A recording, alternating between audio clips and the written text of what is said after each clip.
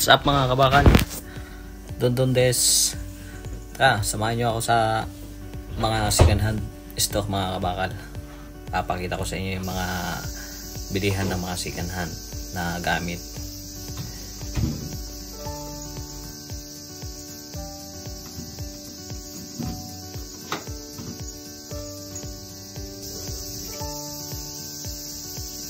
Ito pala yung service ko dito sa Japan mga kabakal. Ayan. Tumatakbo yan ng 150. Inmax yan mga kabakal. Yan mga kabakal. Punta tayo sa Second Street mga kabakal. Saka tayo magja-jogging mga kabakal. So yun mga kabakal. Pinapadyakan na natin yung Inmax natin dyan mga kabakal.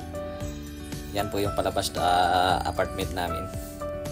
So taka mga kabakal, puntahan po natin yung mga yung bilihan ng mga second hand na gamit mga kabakal. So gamit natin yung Inmax 150 natin. So yan mga kabakal, taka sabahan nyo ako.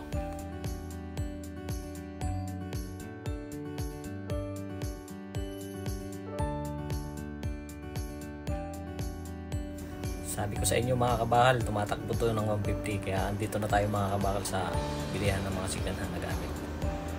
Hindi na pala ako napunta dun sa Second Street na sinasabi ko mga kabakal. Kaya dito tayo sa Hard Oak mga kabakal. Yan. So ipapaking lang natin yung Inmax natin mga kabakal. Yan. Pwesto lang natin. Pagpasok ko pala mga kabakal, ito yung unang pinuntahan ko yung mga bike. Kasi yung Inmax ko kinakalawang na mga kabakal, kaya parang gusto kong palitan kung may pambili ako. Kaso wala akong nagustuhan mga kabakal. Tsaka wala din kasi ako pambili dyan mga kabakal, kaya hindi ako nakabili mga kabakal. Tinignan ko lang yung mga presyo niyan mga kabakal, kasi second hand na, pero hindi pa din kaya ng bulsa natin mga kabakal. Medyo may kamahalan pa din. Yan mga kabakal yung mga presyo niyan. At naaliw nga ako dito mga kabakal, dito sa nakasabit na bike na to. Medyo maganda, pero maganda din yung presyo kasi mga kabakal, kaya hanggang tingin-tingin lang ako mga kabakal. So pumunta nga ako dito sa mga sopahan mga kabakal, kasi wala akong upuan sa bahay ko. Nagtingin-tingin ako ng kung may magugustuhan ako mga kabakal, kaso wala pa din mga kabakal. Nung nakasan kasi naunahan ako dun sa upuan na gusto ko mga kabakal. Nasayangan ako dun dahil hindi ko agad binayakan, hindi ko binili. At ito mga kabakal, papakita ko yung mga refrigerator nila, tsaka mga washing machine. Yan. Goods pa naman mga kabakal. Pag titignan mo sa loob, talagang bagong-bago pa. Yan. Pag gusto nyo bumili mga kabakal, dito lang kaya Hard Oak mga kabakal. Kompleto po yung mga items dyan. May mga appliances, damit, mga sapatos. Yan mga kabakal. Yan naman yung mga sapatos dito mga kabakal. Nagtingin-tingin ako na yun ng mga magagandang sapatos, kaso wala akong nagustuhan mga kabakal. Yan din yung mga damit, mga stuffed toys mga kabakal. Tapos yung mga ginagamit sa laro, baseball, badminton. Meron din dyan mga kabakal. At isa dito yung mga mahilig sa music mga kabakal. Ang gaganda ng mga gitara nila dito. Kumpleto. Ang gaganda ng mga naka-display mga kabakal. Kung marunong lang ako mag-gitara, talagang siguro isa sa mga yan binili ko na.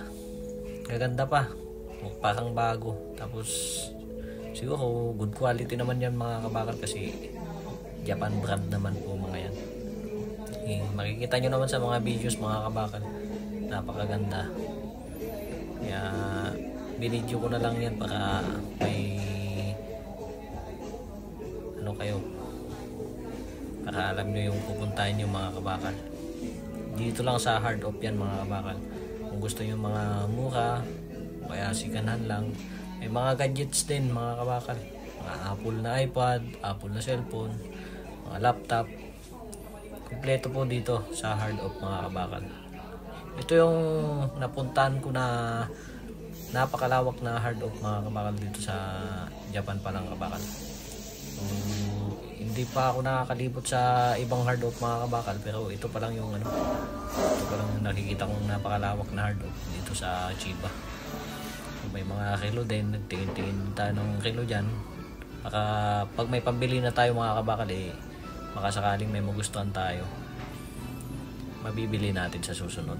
Tapos mga branded na bag mga kabakal, pwedeng pang regalo sa mga girlfriend ninyo.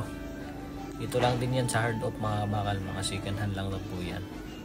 Yan mga kabakal. So pauwi na nga tayo dyan mga kabakal, lumabas na tayo kasi wala pa tayong pambili. Kaya uwi na lang tayo. Pinakita ko lang sa inyo mga kabakal, at tara, puntahan na natin yung Inmax ko, baka nakawin pa nila. So hanggang dito lang mga kabakal, bye.